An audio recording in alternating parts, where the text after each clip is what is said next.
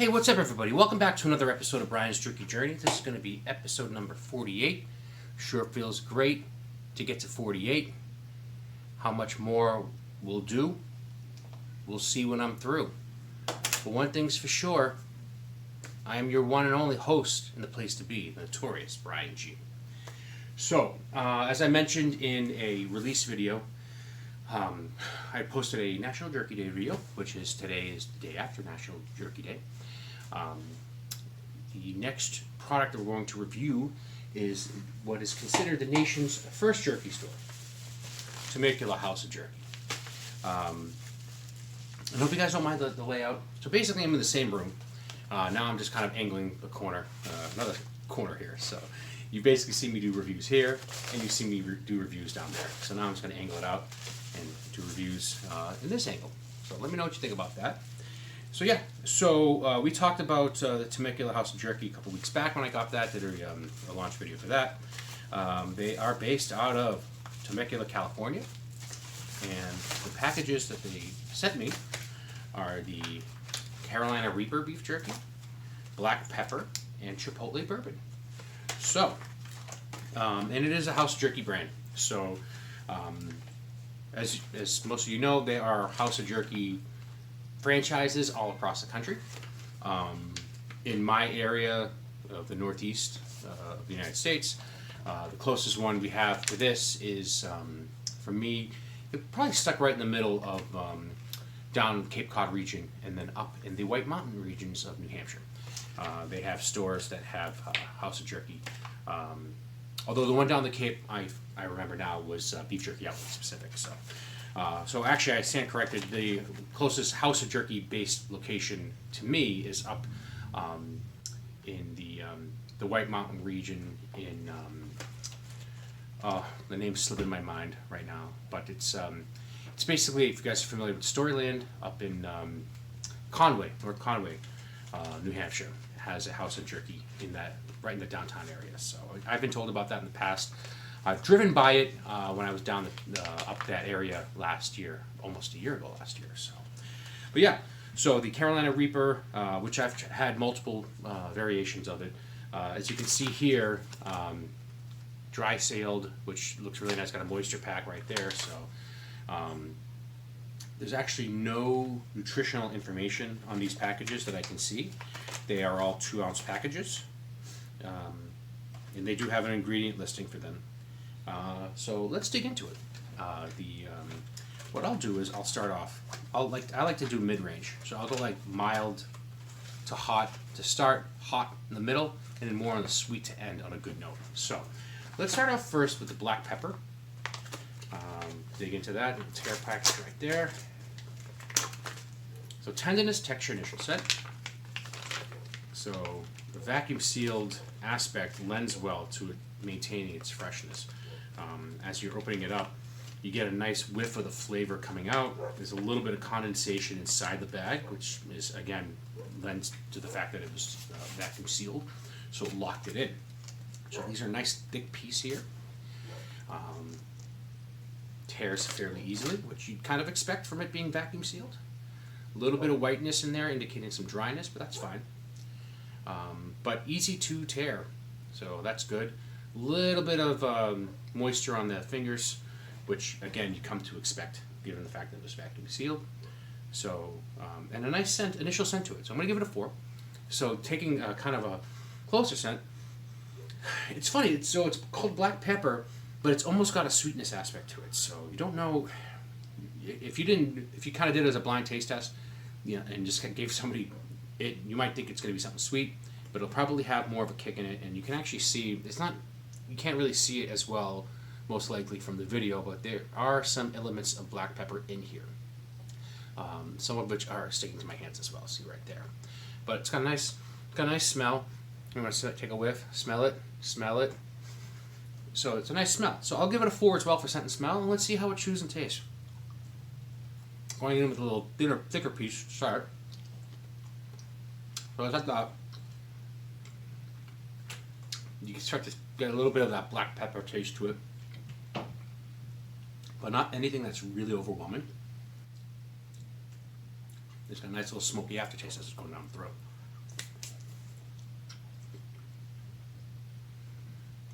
Yeah, very chewy, but tastes fresh. It's quite a nice taste. I liked it. Give it a 5. Chewiness and taste. All right. Carolina Reaper. I did not bring a drink with me.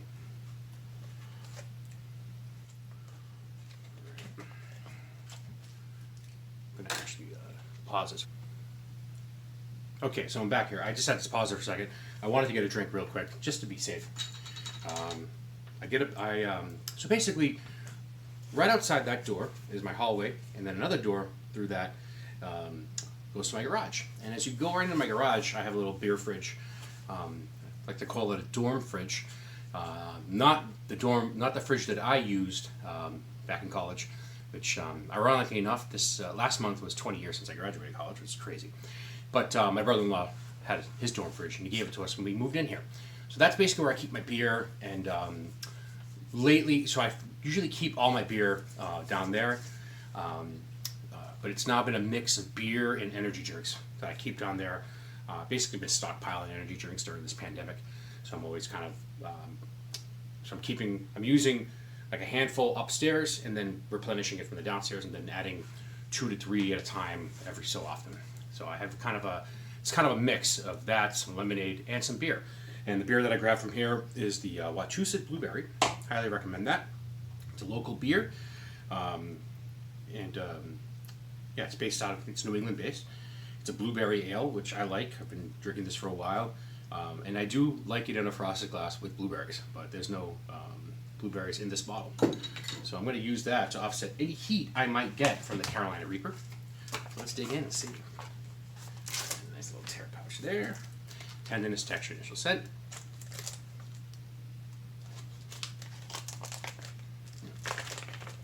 Very deceiving. So, nice thick piece here. So you can see a little bit, I can see it right now, a little white, little peppers right there. It's got a nice, it looks flimsy, but it's fairly easy to move around. And you can tear it with minimal effort here, as indicated by kind of the tear marks that are right here. So I can just tear that off fairly easily. And not really, I just already took a scent beforehand, I apologize. Couldn't really get anything initially from the scent of it, so it might be a surprise, but if you look at the seeds on there and you're familiar with the Carolina Reaper, you'll know that it's going to be something more on the hot side. So I'll give it a 4 for tenderness and texture, initial scent and smell. Again, it's got a nice scent to it.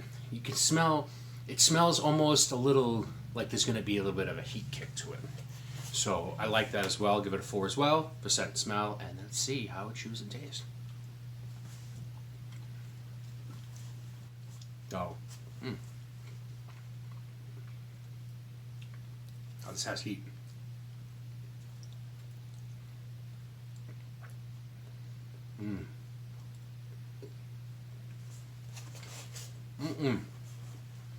Sweet treat. Get the heat.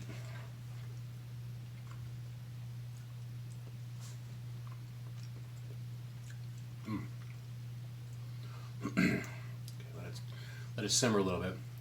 So it's got a kick. Definitely got a kick to it. Definitely one of the hotter Reapers I've had, and I feel like I've had a bit. Yeah. It's the aftertaste is something where it's like my mouth definitely feels on fire right now, but to the point where now I'm not sweating it off. I'm not.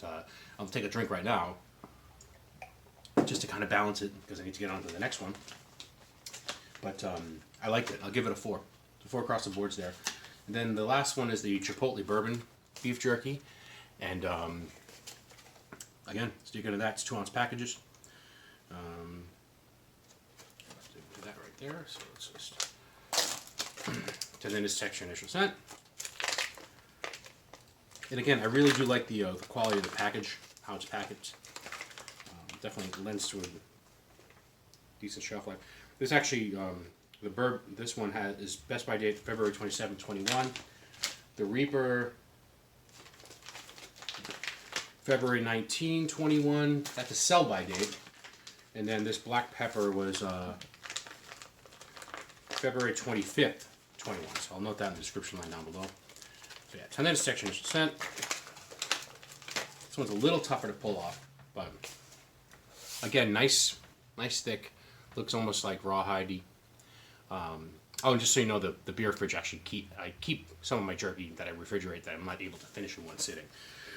I'll probably do that with this. The Smokin' Oak jerky that I showcased in my National Jerky Day message is in there right now. And the owner just emphasized the fact that that jerky, specifically the sticks, should be refrigerated right away. And that's where it is for now. And I'm going to probably do that sometime early next week. So it's Saturday today. I'll get this one done today. And probably early next week do the episode for that. It's going to be very busy couple of weeks for me, both personally with my kids finishing up school next week and these reviews. So, but yeah, so nice. Looks like a thickness aspect to it, but it's very easy to move around, very easy to tear, as evidence of the fact that I just did it. So I'll give it a 4. Scent and smell had a nice initial scent to it. Again, I got a little bit of a sweetness meets kick. So given the fact that it's a bourbon, you might get that. Personally, love bourbon. I love any hard spirit for the most part. So you got kind of an aspect of kind of a liqueur kind of heat kick to it. So I like that as well. I'll give it a 4 as well for scent and smell. And then as we finish up episode 48, let's see how this chews and tastes. That's good. That's really good. They're easy to chew. Got a nice sweetness to it. You smell the thing, it's going to be kind of a heat, like a kick with heat. Not really. Let me just kind of take another piece out here. These are big pieces. Oh yeah, look at that. Oh yeah, look at that. It's, as I like to call it, a meat roll-up. Fruit roll-up done with meat style. I really like that. Really good stuff here from the old Temecula House of Jerky. Really good. We give that a 5 for chewiness and taste. I'll finish that up after I finish the episode. So that'll do it for episode number 48. Like this video, leave a comment down below. Let me know what you think about this video, past videos I've done, as well as other jerkies that I might want to try in a future jerky journey. You can like my channel here, watch prior videos here, and then you can look down below in the description line and see my other social media channels, where you can like me on Facebook, follow me on Twitter, and see the Notorious Brian G and Brian's Jerky Journey on the IG.